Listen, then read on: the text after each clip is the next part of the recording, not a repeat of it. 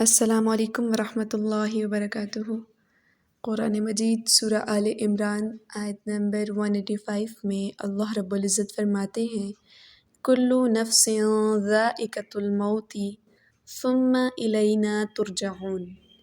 ہر جان کو موت کا مزہ چکھنا ہے، پھر ہماری ہی طرف تم لوٹائے جاؤ گے۔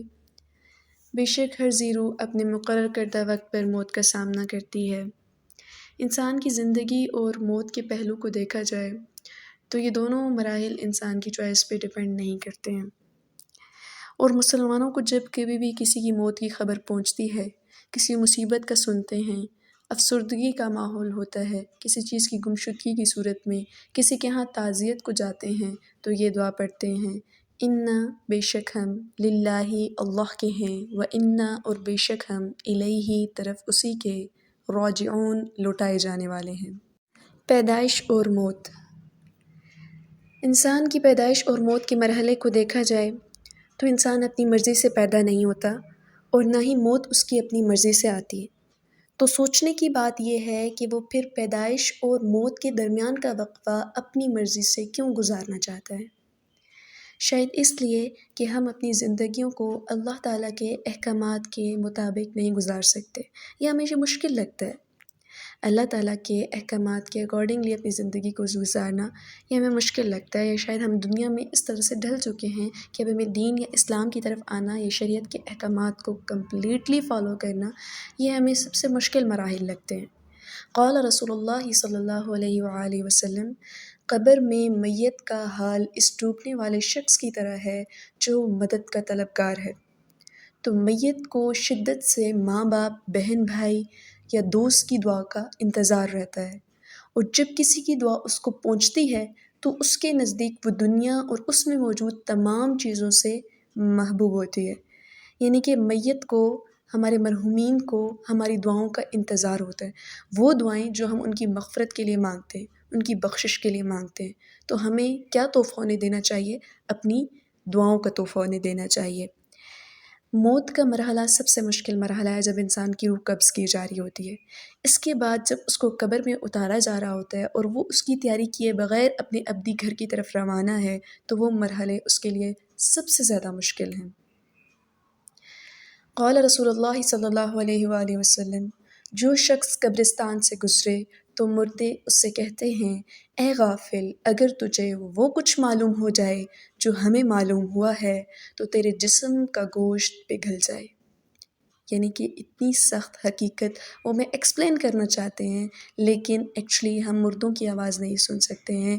ہم اس حقیقت کو اگر ہمیں وہ بتا بھی دیں تب بھی شاید ہم تسلیم نہ کریں، لیکن رسول اللہ صلی اللہ علیہ وسلم نے اپنی حدیث کے ذریعے، اپنی پیاری پیاری باتوں کے ذریعے ہم تک یہ بات پہنچائی کہ اگر مردوں کو جو حال معلوم ہے وہ تمہیں معلوم ہو جائے تو تمہارے جسم کا گوشت پگھل جائے۔ یعنی کہ اتنی سخت اور اٹل حقیقت ہے وہ موت جس کا تمہیں سامنا کرنا ہے۔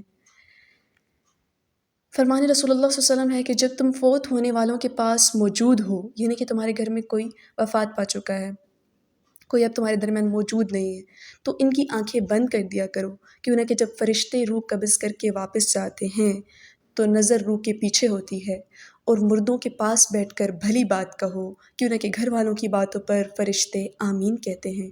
تو اس حدیث سے ہمیں کیا معلوم ہوتا ہے کہ جب بھی ہمارے گھر کوئی بھی میت ہو جاتی ہے تو ہمیں میت کے پاس بیٹھ کر بین نہیں کرنا ہے، نواخوانی نہیں کرنی ہے، بلکہ بھلی اور اچھی بات کہنی ہے۔ اور اس سے اچھی بات کیا ہوگی؟ سورہ البقرہ آیت نمبر 156، ان للہ و انا الیہ راجعون۔ اللہ کی چیز تھی، اس نے لے لی، بے شک ہم بھی اللہ کے ہیں اور اللہ کی طرف ہی لوٹائے جانے والے ہیں۔ تو اس قسم کی بھلی باتیں کہیں۔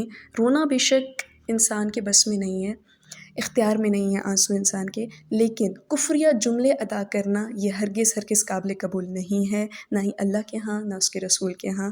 تو ان کی ناراضگی نہ ہی آپ افورڈ کر سکتے ہیں، تو اس کا سامنا کرنے سے بہتر ہے کہ آپ رسول اللہ صلی اللہ علیہ وسلم کے احکامات کے اکارڈنگلی ان کو فالو کرتے ہوئے، ان کے اسٹیپ ورڈس کو فالو کرتے ہوئے، آپ احادیث کو فالو کرتے ہوئے بھلی اور اچھی بات کہیں۔ مرنے کے بعد کام آنے والی چیزیں۔ رسول اللہ صلی اللہ علیہ وسلم نے ارشاد فرمایا کہ جب انسان انتقال کر جاتا ہے تو 3 اعمال کے علاوہ تمام اعمال کے اجر و ثواب کا سلسلہ اس سے منقطع ہو جاتا ہے۔ ڈسکنیکٹ ہو جاتا ہے۔ تو وہ 3 اعمال کون سے ہیں؟ ہم سب کو زیادہ سے زیادہ چاہیے کہ وہ 3 اعمال اکٹھے کریں، جتنا ہو سکے وہ کمائیں۔ اور وہ سب سے پہلا عمل یہ ہے کہ صدقہ جاریہ۔ صدقہ جاریہ وہ صدقہ جو آپ کے مرنے کے بعد بھی جاری رہے گا۔ دوسرا وہ علم جس سے نفع اٹھایا جائے گا، یعنی کہ دوسرے لوگ نفع اٹھائیں گے اور وہ بھی صدقہ جاریہ کی طرح آگے چلتا جائے گا، وہ علم جو آپ نے آگے پھیلایا ہوگا، اور اسی طرح کنٹینیوسلی آپ کے مرنے کے بعد بھی وہ چل رہا ہوگا لوگوں میں۔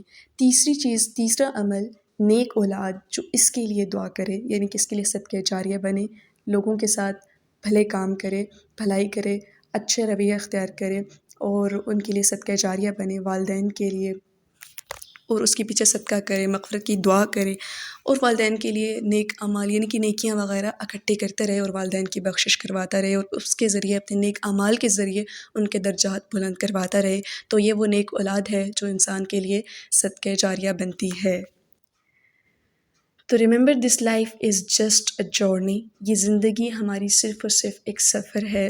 اس دنیا کی زندگی کو حدیث کے مطابق جیسے کہ مومن کے لیے یہ ایک قید خانہ ہے، اور مسافر کی طرح ہمیں ایک زندگی گزارنی ہے۔ اس کو اپنا ابدی ٹھکانہ تصور نہیں کر لینا ہے، کیوں نہ کہ ہمارا ابدی گھر آخرت کا ہے۔ تو ہمیں چاہیے کہ اللہ رب العزت کے احکامات کے اکارڈنگلی اپنی زندگی کو گزاریں، رسول اللہ صلی اللہ علیہ وسلم کے اسٹیپ ورڈز کو فالو کرتے ہوئے، اطیع اللہ اور اطیع الرسول کرتے ہوئے، اور شیطان ہر طرف سے ہم پہ اٹیک کرنے کی کوشش کرے گا، آگے سے، پیچھے سے، دائیں سے، بائیں سے، اس کا اللہ رب العزت سے پرومس ہے، اور وہ اپنے پرومس میں بہت بہت بہت زیادہ پختہ عزم لیے ہوئے ہے، اور وہ اپنی منزل پا بھی لیتا ہے، لیکن ہم نے ہر حال میں اپنے نفس سے اور شیطان سے جنگ لڑ کے اللہ رب العزت کے ہاں اپنا آپ منوانا ہے اور اپنے ایمان کا لیول سٹرونگ کرنا ہے۔ تو life is a journey not our destination, prepare for آخرہ hereafter۔